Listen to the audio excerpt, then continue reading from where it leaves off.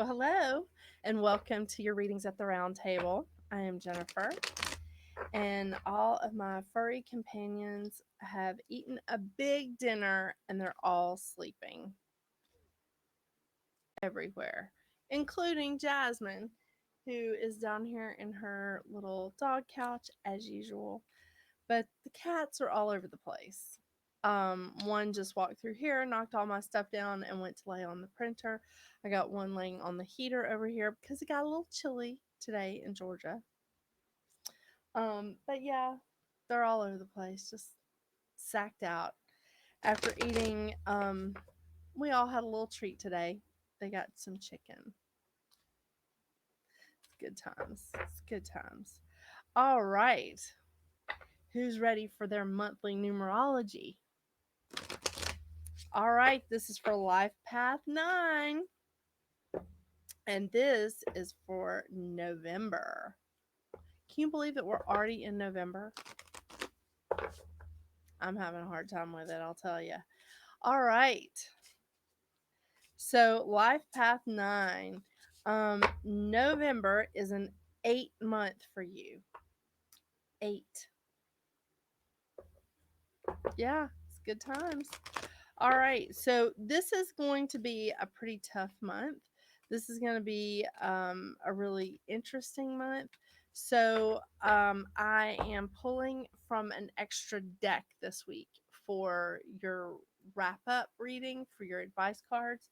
So, I'm pulling from two cards that I did last month, the Healing Oracle Crystal Reading cards and the Goddess Guidance Oracle cards. And I'm also adding in the Oracle of the Seven Energies cards. So that's going to get us in real good, you know? All right. So, Life Path 9. 9 people are destined to seek and fight for perfection in themselves and all those who surround them. Yeah. They like to see perfection in the world. Wow. Yeah, they do. And it's also because it's a time of completion. It's a time of transition. It's the cycle changing. So they're expecting by the time that you get to the completion portion that you know what you're doing, right? In theory. Um so nines do use a lot of logic. They like to they move with courage to the next step. This is a lot of there's a lot of choices with transitions and cycles ending, projects ending. This is an excellent time to move through that with courage. And having a lot of choices with all of these changes that's occurring. So, being a 9, it's important that you accept endings in order to have those new beginnings. So, sometimes it may be uncomfortable for a 9 to be in a new beginning, to be in a place of new beginning. So, because you're so used to transition, you're so used to trying to help things transition and in cycles. Yeah. So people that are nines can the shadow side is fear of change and fighting change. Now, when we move over to the 8, which November is an 8 month for you, this is a lot of abundance. This is a lot of understanding that there's an infinite supply. This is also a great time to get your banking squared away. This is a great time to get your banking all like lined up and organized. Um, this is a great time to set an example of self empowerment for others. This is also a time of reaping what you sow. So, if you've sown some good things out there, good things are going to come to you. If you've sown some negative things out there, which we all have, come on, negative things will come to you. So, this is a definite time of karma. This is definitely a time of reaping what you've sown, Life Path 9. This is a great time to achieve maybe some of your material goals. Yeah. It's also a time of service. Um, And some of the shadow side is feeling responsible for others, leading with the ego and trying to fix other people because you do actually know what is best for them.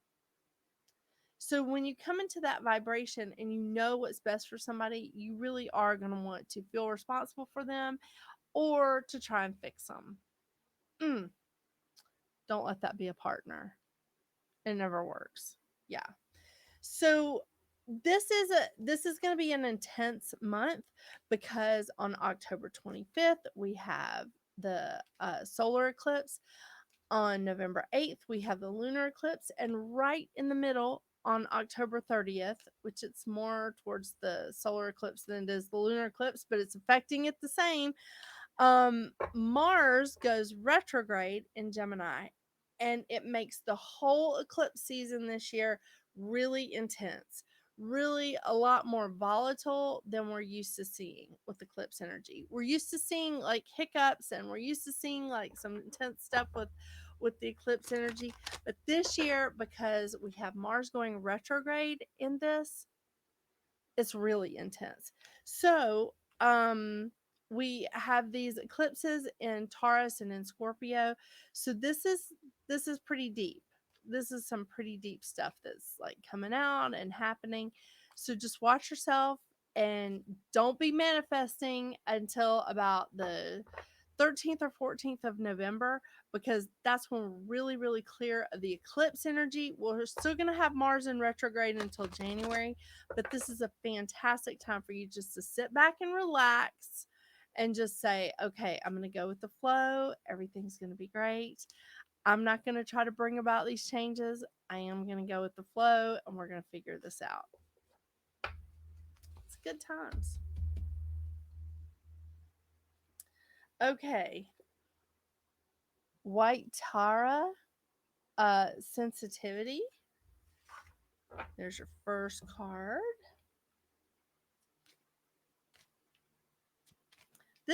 This really is going to be a big deal. This all this energy that we have going on here.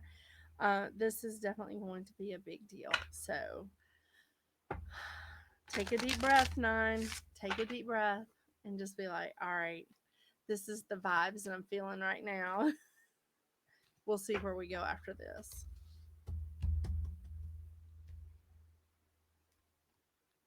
Ooh, kunzite.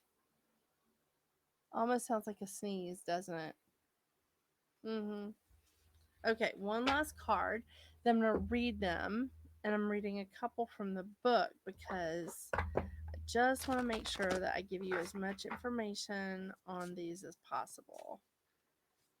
Because normally I do read intuitively, especially with my clients. And I just want to make sure you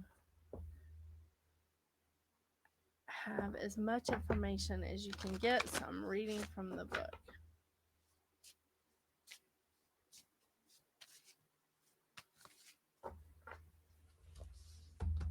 Come on for 9. Ooh. The Divine Matrix. Oh my gosh, look at this. It's a 44 and you're in an 8-month 9. This is like the third time this has happened. Oh my gosh. I can't get it to focus. But you can see that it's a 44, right? It's so beautiful. Divine Matrix. Okay. All right. So, White Tara, sensitivity. You are becoming increasingly sensitive. Avoid harsh relationships, environments, situations, and chemicals. Very interesting.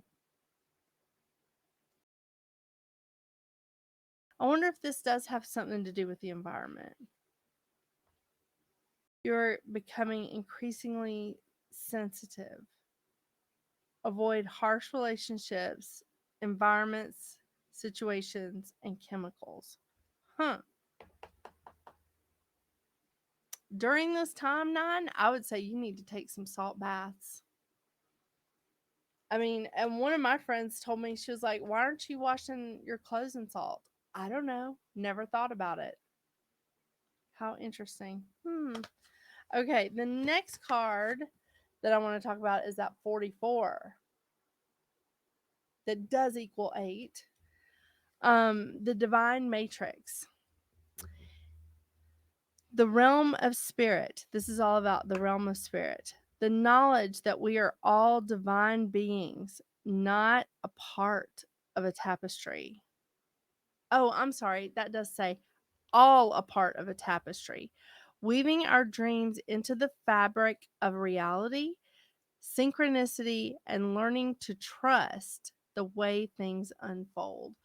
Oh my God, that is such great advice for this time period, because we do really need to go with the flow and let things unfold until about November 13th or 14th, because we don't want to manifest in this crazy energy. Yeah. We can manifest in the eclipses, or we can manifest when Mars is retrograde, but we don't want to manifest when they're both happening. Yeah. Okay.